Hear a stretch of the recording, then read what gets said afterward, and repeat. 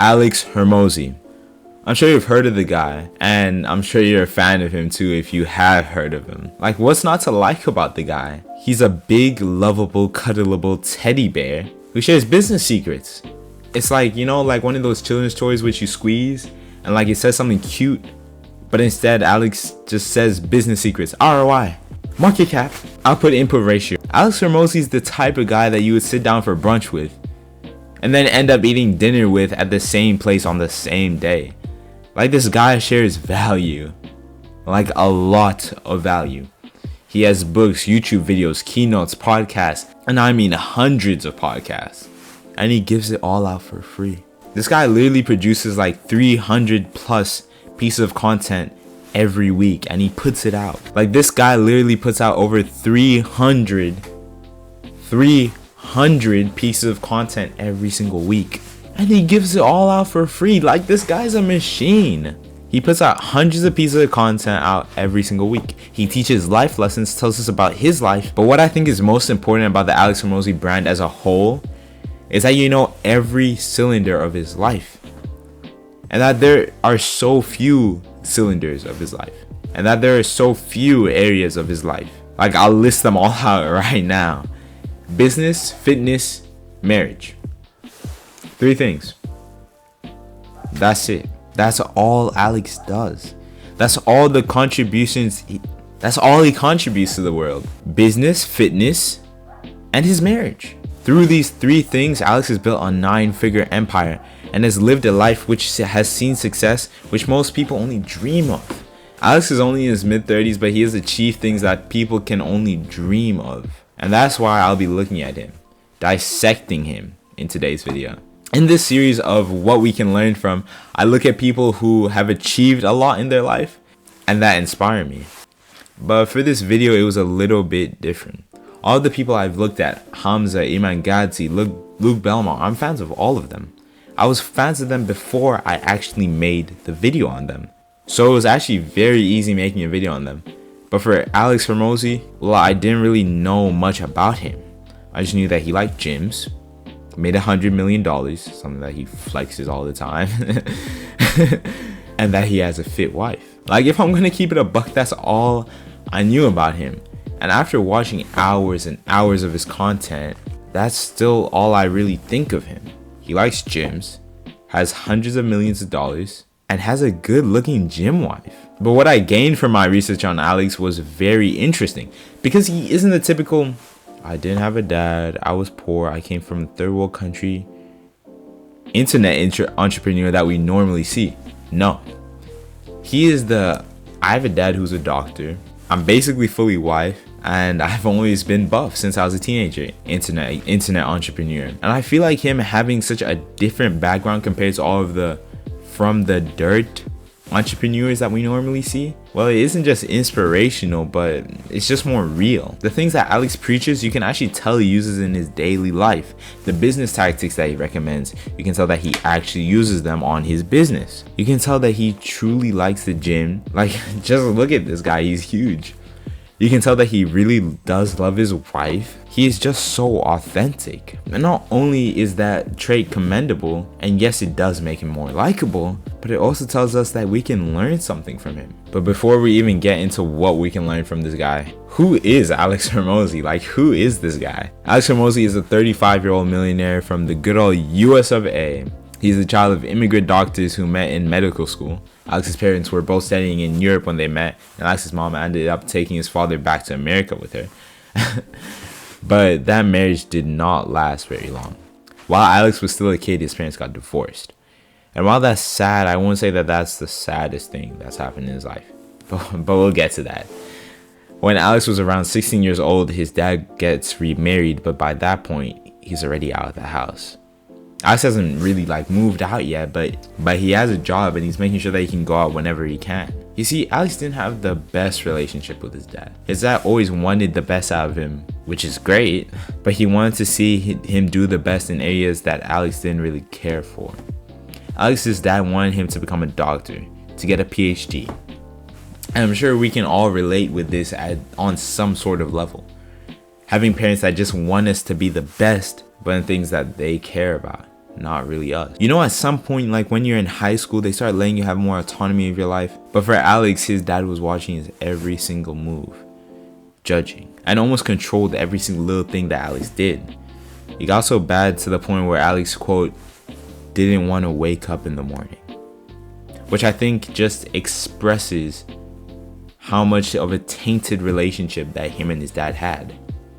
Alex was in his 20s when he made the choice to quit his job, leave his condo behind, and drive to the other side of the country. Alex was so vexed by his parents that he only let them know that he was leaving his hometown when he was halfway across the country.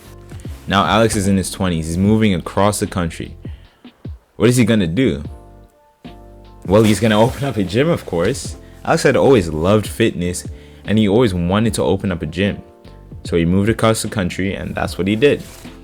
He was away from his dad, away from the judgment, and thought that he was away from his father's control. But there's still a voice telling him that he had to be more successful than his father.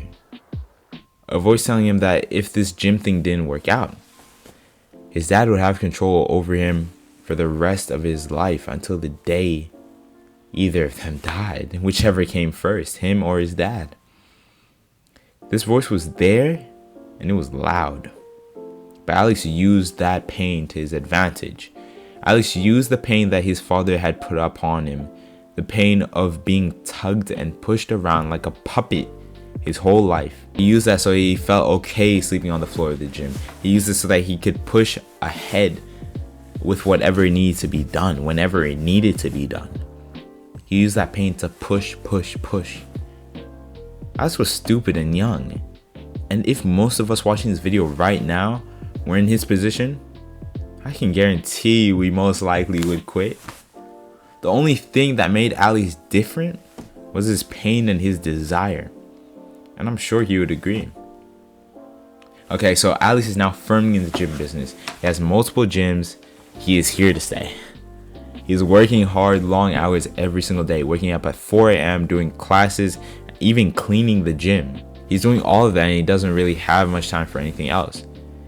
He soon gets lonely and realizes, I need to get a dating app. So he downloads Bumble and he starts swiping. Eventually, he matches with this woman called Layla. He gets on a call with Layla for like 20 minutes and tells her, I hope you know this was our first date. Bro, I don't think most girls will be very flattered by that, but Layla she loved it. She loved it, and so she went on a date with him the very next day. They went on a date to get froyo, and on that froyo date, Alex, this guy pitched a business to her. On that froyo date, he pitched a business. Like who does that? And of course, Layla was like, hey, let's give this a few weeks before we jump into this. But Alex had already made up his mind. So Alex waited 2 weeks before going and showing Layla the business. One day when Layla got home from work, Alex pitched it to her. And she was sold. Ever since then, Alex and Layla have been business partners. Now, this wouldn't be a success story if there weren't a few instances of the main character literally just falling flat on their face. So Alex has this idea and it's called Gym Launch.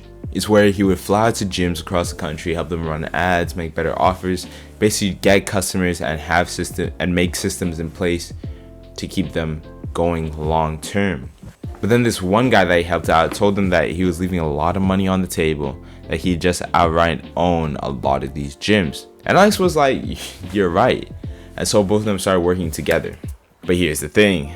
The guy Alex was working with had financial difficulties and had actually been indicted for fraud.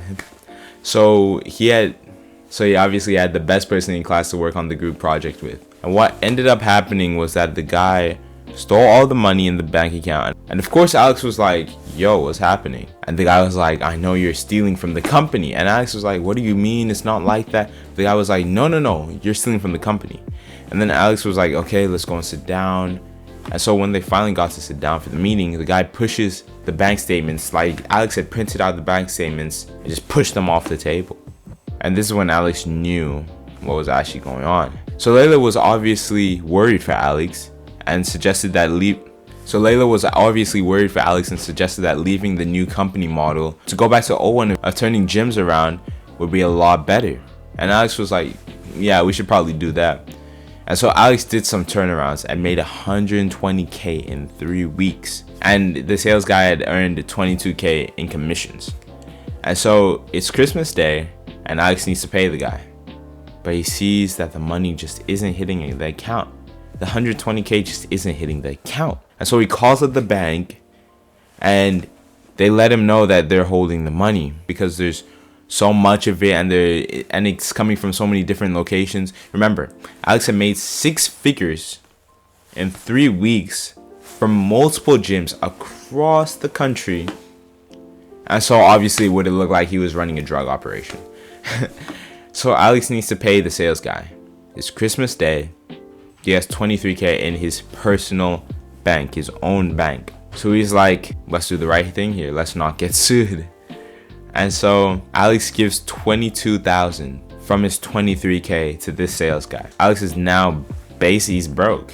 He's broke. So Alex is down in the dumps, living in his girlfriend's parents' house. And he goes to his girlfriend and tells her, you know, you can leave me if you want. I know you're doing so much for me, but you can leave. But then she tells him, I would sleep with you under a bridge if it came to that. This tells Alex 2 things. First, he found the one. And second, he can't give up. So Alex kept going and going and going and hit problem after problem. And he even got to a point where he was about to ditch the whole gym business altogether and go all in on Layla's weight loss business. But right before that, he changed his business model so he wouldn't be flying out to gyms anymore, but instead he'd sell them the systems which he used on the gyms. This was extremely profitable for both him and the gyms which he was selling the system to. So profitable that he made $26 million from it. From dead to broke, down in the dumps, bro, in the trenches, living in his girlfriend's parents' house, to making $26 million in 1 year. That's pretty successful if you ask me. After that, he started 2 other companies, a software and a supplement one, and that got him into his first 100 million. But now he has all of his eggs in one basket. Acquisition.com. Acquisition.com is basically a consulting company which helps companies make their last dollar, basically growing them to the point where it's best if they're sold. This is the one that Alex thinks is gonna get him to 1 billion, and I think so too. If we look at Alex's track record, there have been many failures, but so many attempts and successes that he knows the formula by now. But what is this formula, and what can we actually take away from it? That's what I'm going to be outlining in this video.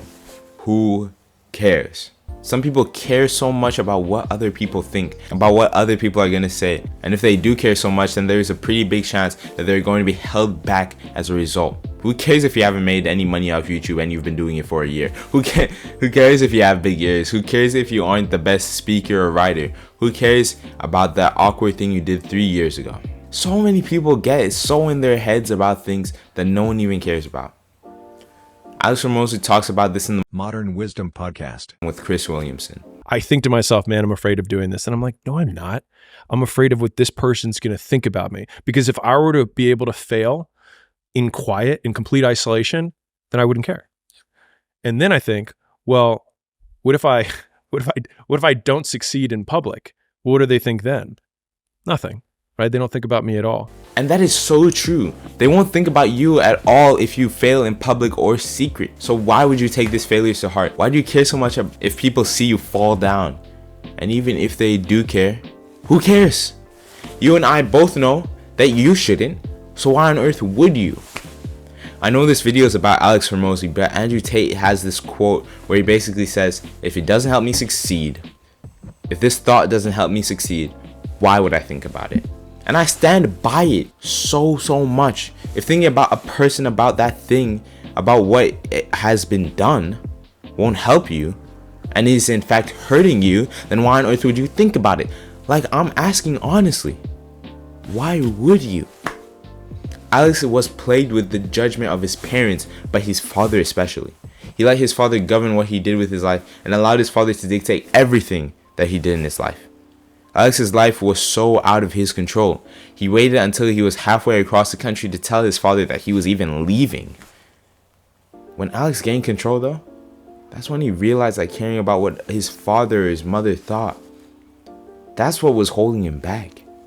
That's what was making it so that he couldn't live his life by his own terms. At the time, he hated his parents. He was, quote, disgusted by them. And realizing that they were really the ones who had the control over his life, and that he didn't have control over his life, that is what pushed him over the edge. So guys, please, for the love of God, stop caring about what others think. Because I promise you, they don't even care about you too much. If you honestly think that everyone else is thinking about you 24/7, then you're just self-centered. How big is your ego? How big is your ego to actually think that? How big is your ego to think that people actually think about you 24/7? They don't think about you 24/7. You need to understand that everybody has their own problems to deal with. If they really are thinking about you and talking about you, then let them. Because in the end, who cares? Run from the cat. One big thing that I've learned from Alex Hormozi is that you need to run from the cat. And what that means is that you need to not only want to chase something, not only chase that big goal of becoming a billionaire, of getting your dream job, of retiring your parents, of getting that big block of cheese, but you should also not want to get caught by something. You want to get chased. You want to be running away from a situation that you are currently in or you are once in. I have an actionable step for you right now, bro. Actionable step right now, Hamza style. I want you to get a piece of paper, any piece of paper, or like any page in any book. I don't care.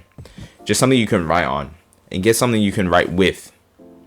I want you to write about your anti-life.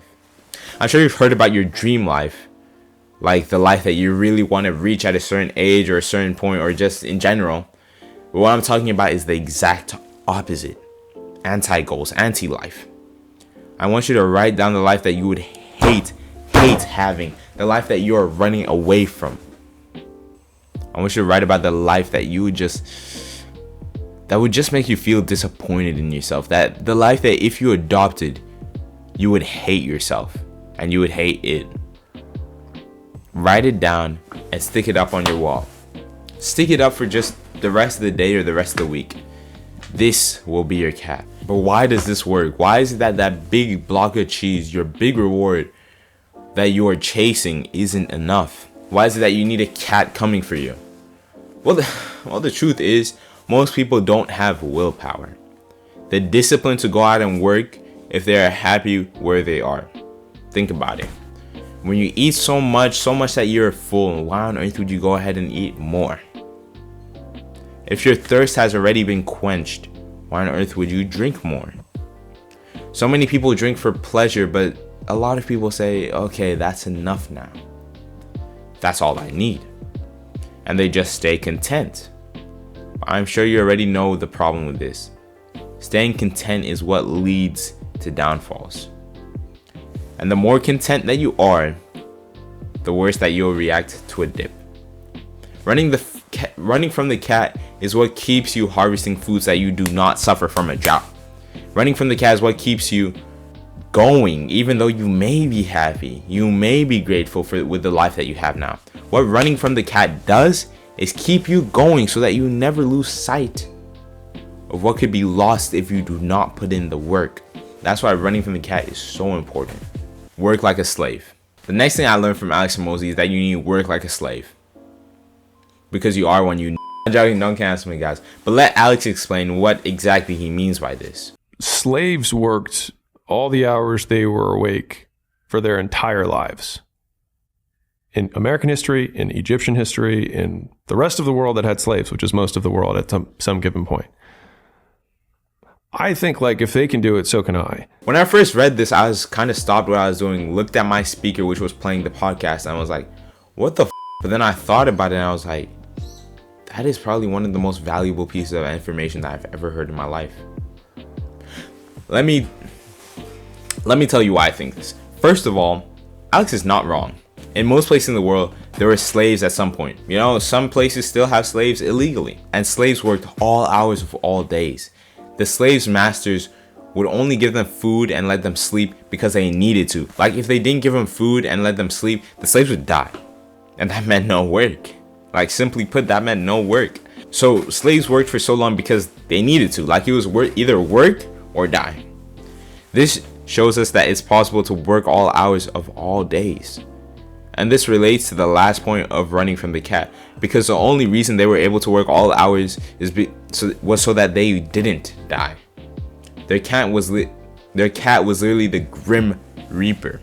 This just shows us that if you aren't working as much as you know you can, if you aren't working all hours that you get the chance to, if you're not disregarding the existence of Netflix, YouTube, everything that gives you cheap dopamine, then you aren't reaching your full potential. Your cat isn't big enough. Working like a slave is what is needed to reach your full potential. And that is what this channel is about. Helping you reach your full potential. I know some of you are about to click off the video. I know that you're thinking that what I'm telling you is just absolutely pointless. I should be canceled, that slaves were unhappy, this and that and that and just shut up for 1 second, bro. Slaves were unhappy because they were doing work that they were forced to do. Work that they didn't want to do. So imagine if you had as big as a cat as the slaves did, and you're working at something that you enjoyed. You're doing something that you really, really wanted to improve in. Something that you really, really wanted to do. Imagine how much further you would go. Imagine how much harder you would work than that slave John did in the 18th century. Now imagine that you're doing multiple things that you enjoyed, doing what you want to excel in, things that would curate a life of dreams. You're working on mindfulness, business, spirituality, and family, like a slave. Well, when you put it like that, how could you not be a happy slave? How could you not be happy if you're filling all of your needs? The needs that make all humans happy. The way that people get depressed or unhealthy is that they disregard one of these things. You want to become a billionaire, but if you sacrifice your health for it, are you really more successful than the guy who probably is close to $1 million but isn't quite a millionaire, but has a business and a great physique and a loving family? Working like a slave in the modern day doesn't mean giving your all in one sector in your life, whether that be business or health or whatever, but it actually means giving your all to becoming the best you, the most fulfilled you. And that's why I feel like Alex is really trying to say that it is possible to actually do that. That's possible to actually work like a slave. Someone knows more than you. The final most valuable lesson that I've learned from Alex Hormozi: someone always knows more than you. There's always someone who has more knowledge, more expertise than you. And a lot of people look at that and think, oh no, I want to be the best. I hate the person who's in front of me. I hate the no. Shut up, bro. That's good and all. You should want to be the best. You should want to hit your full potential. But what ends up happening a lot of the time is that you completely disregard the lessons that you could learn from the individual in front of you. If they are in front of you, that means that they are running the same race as you. If you're both running the same race and they are in front of you, they have been where you are at right now. They have already gone through the things that you are yet to go through.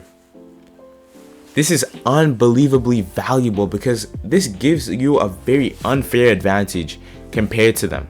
You can learn from them and they can't learn from you. And so I think that if you have a tiny subset of things that you are studying and a tiny subset of people you're comparing yourself to, then it's really easy to feel awesome about yourself. But if you compare yourself to, I compare myself every day to Warren Buffett. And like him and Munger are like my heroes, mostly because the way they lived life and what they like, just everything about the way they lived is something that I just love. And like, I have Buffett's net worth by age tracked, and I have like mine tracked, and I'm like, all right, just gotta stay above that line.